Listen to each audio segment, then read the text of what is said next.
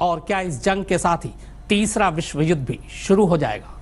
दरअसल ये सारे सवाल इसलिए अचानक सर उठा रहे हैं क्योंकि डोनाल्ड ट्रंप के राष्ट्रपति बनने की भविष्यवाणी करने वाले होरासियो विलेगस की अगली भविष्यवाणी ये है कि इसी महीने की 13 तारीख को तीसरा विश्व युद्ध शुरू होने जा रहा है जो 5 महीने तक चलेगा।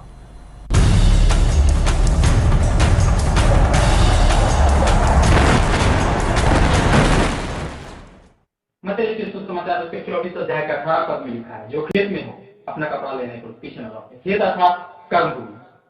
दोस्तों, प्रकाशन के इस भाग में हम पीड़ाओं के आरंभ का अध्ययन करने वाले हैं जो लाल घोड़े पे नजर आते ही आरंभ हो जाना चाहिए। आज की इस वीडियो में आप यह दृश्य भी इतिहास के पन्नों के साथ देखने वाले हैं।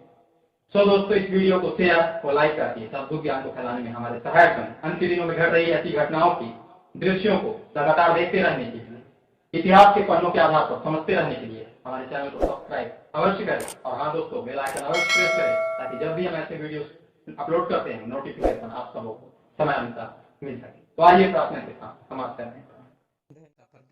हे राजाओं के राजा, प्रभु के प्रभु यीशु मसीह, हम आपका धन्यवाद करते हैं जब आज के दिन आपने अवसर दिया है कि पिता परमेश्वर हम उस वचन को सुन सके।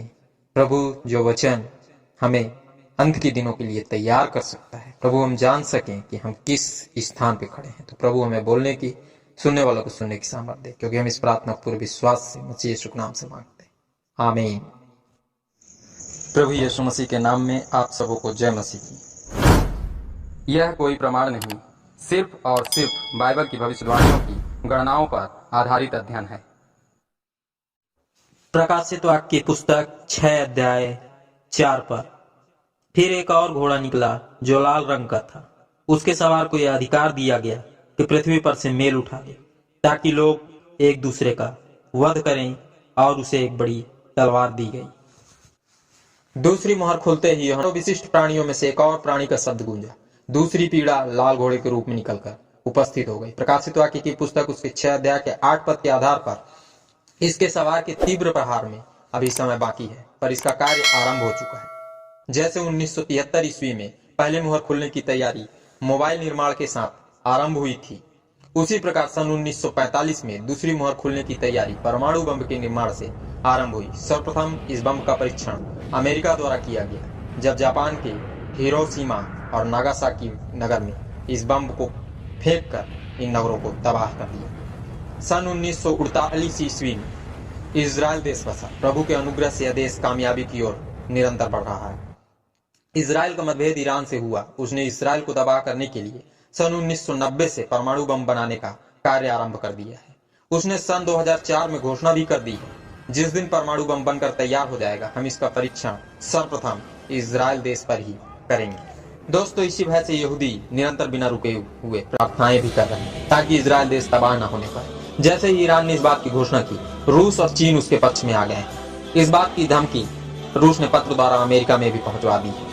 यहूदी धर्म ग्रंथ तालमुद कहता है, जब मसीह का आगमन करीब होगा, तब इसराइल के समुद्री किनारे पर वो मछली दिखाई देगी जो योना भविष्यद्वक्ता के समय में नजर आएगी, जो कि छुटकारे का चिन्ह होगा। 8 मई सन 2010 को इसराइली समुद्र के किनारे यह मछली दिखाई दी, जिसका नाम ग्रे व्हेल है। मसीह के आगमन का यह स्पष्ट चिन्ह प्रभु ने जगत में प्रकट कर दिया है। भले ही पहला परमाणु परीक्षण अमेरिका द्वारा किया गया, पर आज वर्तमान समय में परमाणु परीक्षण का सबसे बड़ा केंद्र ईरान देश में को माना जाता है। ईरान के उस केंद्र का नाम बुशिहर न्यूक्लियर प्लांट है।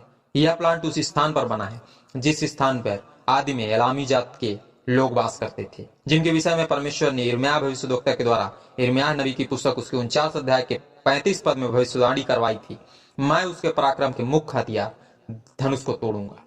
आज वही स्थान ईरान का मुख्य केंद्र है। ईरान से जो भी देश लड़ेगा, सबसे पहले वह ईरान के ताकत के प्रमुख केंद्र को ही पहले तोड़ेगा। इजराइल ने जब ईरान के विरोध में बात की तो इसी केंद्र को तोड़ने की बात सर्वप्रथम कही। अमेरिका ईरान युद्ध की जब बात न्यूज चैनलों पर आई, तब अमेरिका ने भी इसी स्थान पर हमला करने की योजना सर्वप्रथम बनाई। दोस्तों, इस भविष्यवाणी की भी पूर्ति का समय दूसरी मुहर खुलने के साथ प्रारंभ हो गई। जैसे ही दूसरी मुहर खुली, अर्थात अक्टूबर 2018 के बाद कई युद्धों की तैयारियां हुई। जब लगा कि अब तीसरा वर्ल्ड वार प्रारंभ हो सकता है, पर नहीं हुआ। अमेरिका नॉर्थ कोरिया के बीच ऐसी स्थिति उत्पन्न हुई पर थोड़ी मारकाट के बाद यह युद्ध रुक गया। भारत चीन के बीच भी ऐसी स्थिति उत्पन्न हुई, पर थोड़ी मारकाट के बाद यह युद्ध भी रुक गया।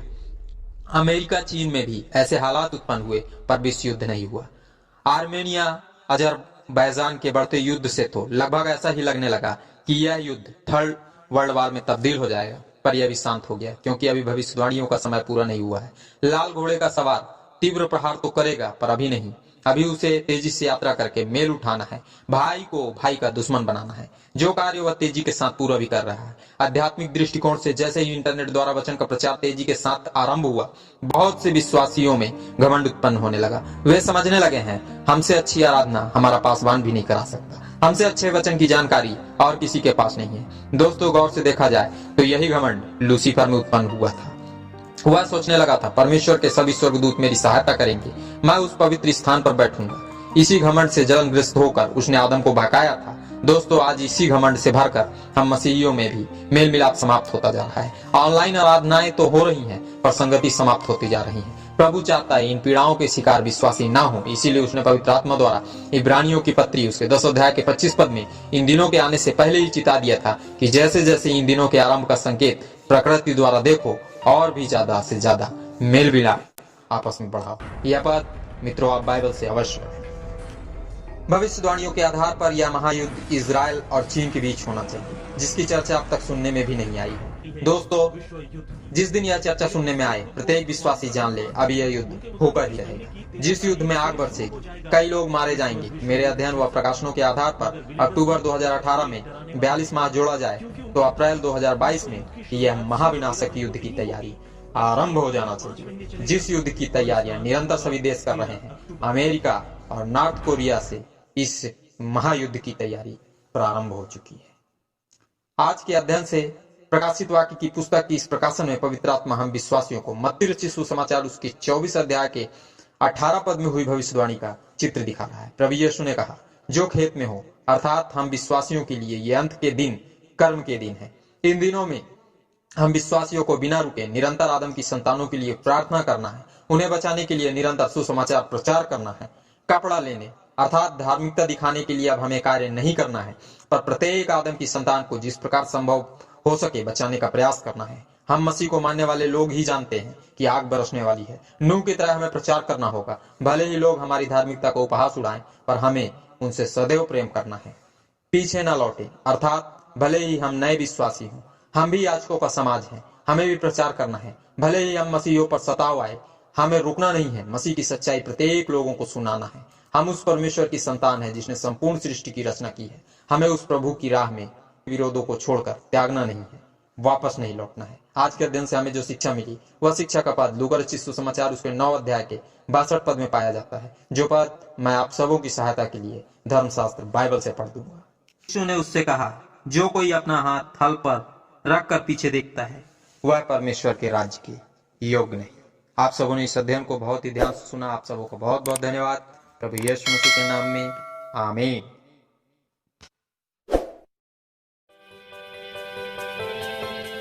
दोस्तों, हमारे सहयोग के लिए हमारे दोनों चैनलों को सब्सक्राइब अवश्य करें। और हाँ मित्रों, हमारे इन वीडियोस को जिनके लिंक हमने दिए हैं, इन्हें भी आप अवश्य देखें।